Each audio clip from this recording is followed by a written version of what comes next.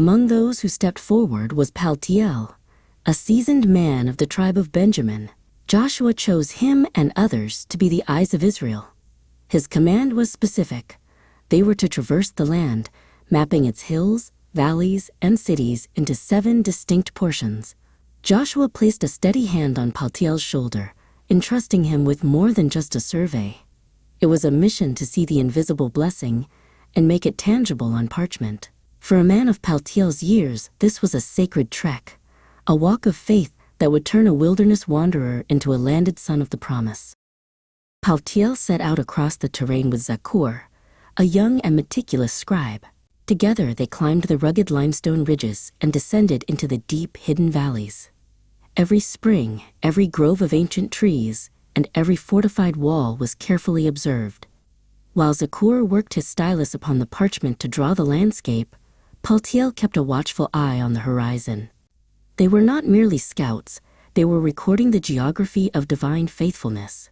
The map grew, filling with names of places that would soon echo with the life and history of their people. The surveyors returned to Shiloh with their completed scrolls, having divided the territory into 7 parts. Before the tabernacle, the atmosphere was thick with reverence as Joshua prepared to cast lots. This was no game of chance, but a divine distribution, an acknowledgement that every boundary line was drawn by a higher hand. Paltiel stood near the sacred vessel, his heart beating with quiet anticipation. When the lot for Benjamin was finally drawn, it fell strategically between the mountain strongholds of Judah and the fertile hills of Joseph. Joshua lifted the lot high, his face glowing with satisfaction. The borders of Benjamin were read aloud, a list of cities that felt like a homecoming: Jericho, Bethel, Gibeon, and the heights of Jebus.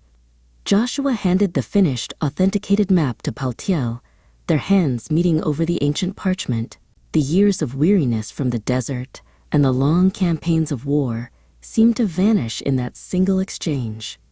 The map was no longer just a drawing. It was a legacy of peace and a place to rest. As the sun dipped below the horizon of Shiloh, casting golden light over the land, they knew the long journey home had finally reached its end.